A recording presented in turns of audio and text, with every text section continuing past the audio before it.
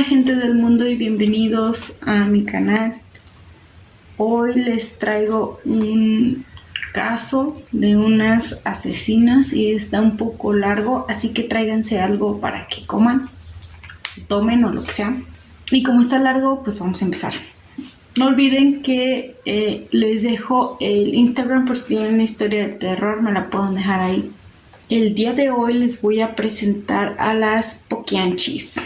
Las Poquianchis es el nombre con el que se conoció a un grupo de mujeres asesinas mexicanas, las cuales estuvieron activas desde 1945 hasta 1964, principalmente en la ciudad de San Francisco del Rincón, en Guanajuato. El grupo estaba formado por las 4 hermanas de la familia González Valenzuela. Ellas eran Delfina, ella era la mayor, le seguía María del Carmen, María Luisa, también conocida como Eva, y la menor era María de Jesús. Estas mujeres eran dueñas de varios burdeles en Guanajuato y Jalisco. Sus víctimas fueron en la mayoría mujeres, aunque también había clientes y obviamente bebés de sus trabajadoras. El número confirmado de víctimas es de 91, pero se cree que pueden ser de más de 150. Ok, vamos a hablar un poco de la familia antes de, de su familia antes de que se convirtieran en asesinas y su infancia y todo eso. Su padre era Isidro Torres y su madre Bernardina Valenzuela, quienes los dos eran originalmente del Salto de Jalisco. La familia era muy disfuncional. Su padre trabajaba como policía para el gobierno porfiriato. El gobierno porfirista se refiere a la época en la que México estuvo bajo el control del militar oaxaqueño Porfirio Díaz. Y pues el padre tenía el cargo de alguacil y se mantuvo en ese puesto aún después de la Revolución Mexicana.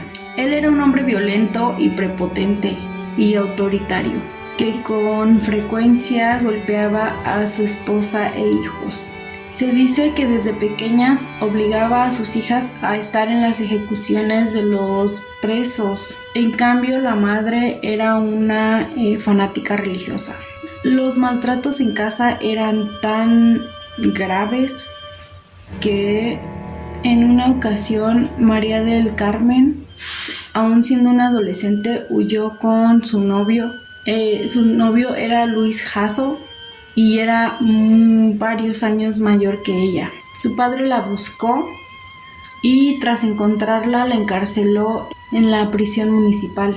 La tuvo encarcelada por tiempo indefinido y esto duró varios meses. Ese mismo día, el padre Isidro Torres se convierte en prófugo de la justicia al asesinar a un presunto delincuente, quien era un hacendado acusado de varios delitos, y lo asesinó durante el arresto al recibir varios tiros por la espalda por parte de Isidro.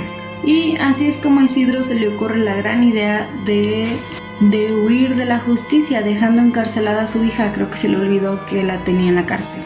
Y así estuvo por 14 meses. María del Carmen salió de prisión gracias a un hombre de alrededor de 50 años, con el cual había tenido un amorío, y de esa relación ella tuvo un hijo.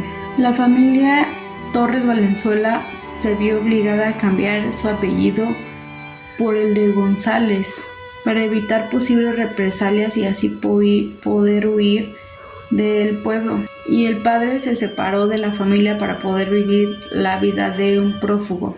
En el año 1935 la familia vivía en un estado de pobreza extrema.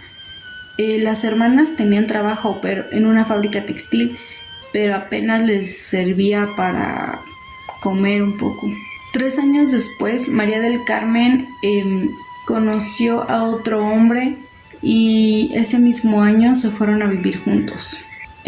Abrieron una pequeña cantina juntos, pero como él era un alcohólico, se gastó todas las ganancias y llevó a ruina su negocio.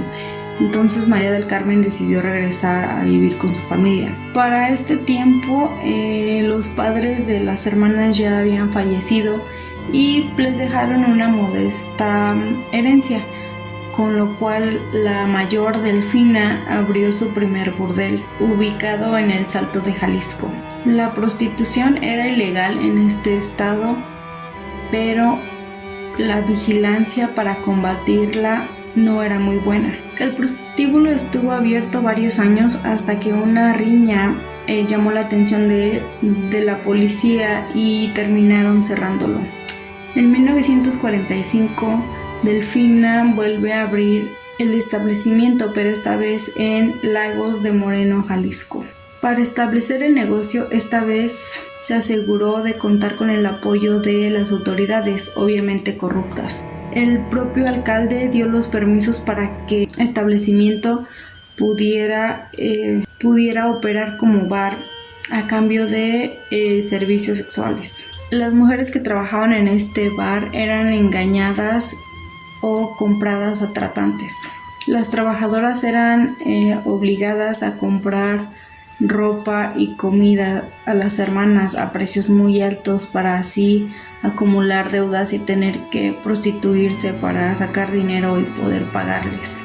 Según las hermanas, las técnicas que utilizaban para poder abrir los prostíbulos consistía en primero hacer amistad con las autoridades para que les concedieran los permisos y para poder estar protegidas. A veces les daban dinero o simplemente se hacían amantes de los funcionarios para que no pudieran cerrar sus negocios. Una vez instaladas, las poquianchis contrataban a gente para que buscaran adolescentes en toda la República Mexicana de entre 12 a 15 años, para que por medio de engaños los llevaran hasta sus negocios. Una vez dentro, eran mantenidas en cautiverio para poder prostituirlas. Hasta la Secretaría de Salud les emitía tarjetas de control falsas para que las poquianchis pudieran presumir que sus chicas estaban sanas y los clientes estuvieran tranquilos. En 1964, una de las chicas logró huir y obviamente fue directamente a las autoridades para denunciar todo lo que había visto y lo que había pasado. Ella era una de las recién llegadas y su nombre era Catalina. Los oficiales se dirigieron a San Francisco del Rincón y detuvieron a Delfina y a María de Jesús. María Luisa logró huir en el último momento. Algunas de las mujeres que fueron rescatadas dieron sus testimonios de lo que habían vivido. Ellas contaron a los oficiales que sus compañeras eran golpeadas e incluso fueron asesinadas y fueron enterradas en el mismo predio donde las tenían. También les relataron que nunca las dejaban salir de la casa de citas. También que cuando una de las chicas ya no les servía, que esto era más o menos a los 25 años, las mataban o las sepultaban vivas. Y este trabajo le pertenecía al capitán del ejército Hermenegildo Zúñiga Maldonado, quien era el amante y protector de Delfina. Delfina desarrolló un mejor método de secuestro, el cual dejaba mayores ganancias. Acudía a pueblos y ranchos y buscaba a las jóvenes o niñas más bonitas que podía encontrar. No le importaba tanto la edad, así pudieran tener desde 12 años. Llevaba cómplices masculinos que si simplemente las veían caminando por ahí solas, simplemente se las llevaban. O si estaban acompañadas de sus padres, les mentía diciéndoles que ella les iba a dar trabajo de sirvientas, quien por lo general eran campesinos y regularmente aceptaban. Las poquianchis se llevaban a las chicas, a las niñas básicamente, y así comenzaba su infierno. Al llegar al burdel, las poquianchis desnudaban a las niñas completamente para revisarlas, y si decidían que tenían suficiente carne, los ayudantes les hacían de todo, y si se resistían las golpeaban. Después de esto, las hermanas las bañaban a cubetadas con agua helada, les daban sus vestidos y por la noche las llevaban al bar para que pudieran atender a los clientes. Y para que las niñas atendieran bien a sus clientes, las amenazaban de muerte. Y pues los clientes encantados de que niñas muy jóvenes los atendieran, y el negocio iba excelente. Las hermanas alimentaban a las niñas solamente con 5 tortillas y un plato de frijoles en todo el día. Otra cosa que les pasaba cuando llegaban a cumplir 15 años y ya no les servían es que eran encerradas en un cuarto sin comida ni agua, y de vez en cuando un verdugo entraba a golpearlas, a patearlas, e incluso tenía una tabla con un clavo en la punta, en uno de los extremos, con la cual las golpeaba también.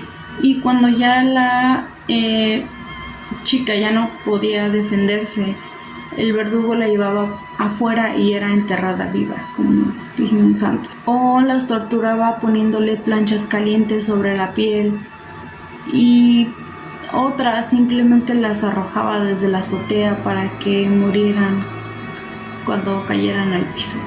Las Poquianchis obviamente tenían muchos ayudantes. Uno de ellos era su chofer, Francisco Camarena, quien se encargaba de transportar a las nuevas chicas de sus pueblos hasta los bares. Incluso tenían mujeres ayudantes: María Gómez, Lucía Martínez del Campo, Guadalupe Moreno, Ramona Gutiérrez, Adela Mancilla y Esther Muñoz. Ellas eran ex prostitutas que habían trabajado con ellas, pero para que les perdonaran la vida decidieron trabajar ahí como celadoras. Luego de muchos meses que duró el proceso de interrogación y careo, finalmente Delfina, María de Jesús y María Luisa González Valenzuela fueron acusadas de lenocinio, secuestro y homicidio calificado, y recibieron la pena máxima de 40 años en prisión. Sin embargo, 2 de ellas murieron antes de poder cumplir su sentencia. Delfina murió a los 56 años de edad en la cárcel de Irapuato el 17 de octubre de 1968.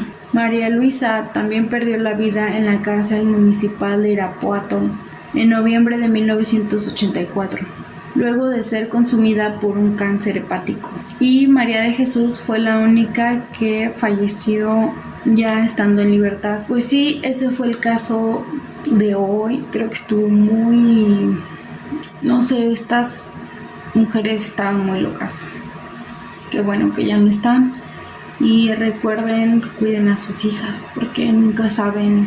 Obviamente ya las cosas no son igual, ya no dejamos ir a nuestros hijos con cualquiera, pero de todas maneras creo que sigue habiendo alguna que otra persona que como que se le va el avión y no recuerdan que existe gente muy mala en el mundo. Así como existe gente buena, también existe gente mala, y pues hay que cuidarnos entre todos, más que nada.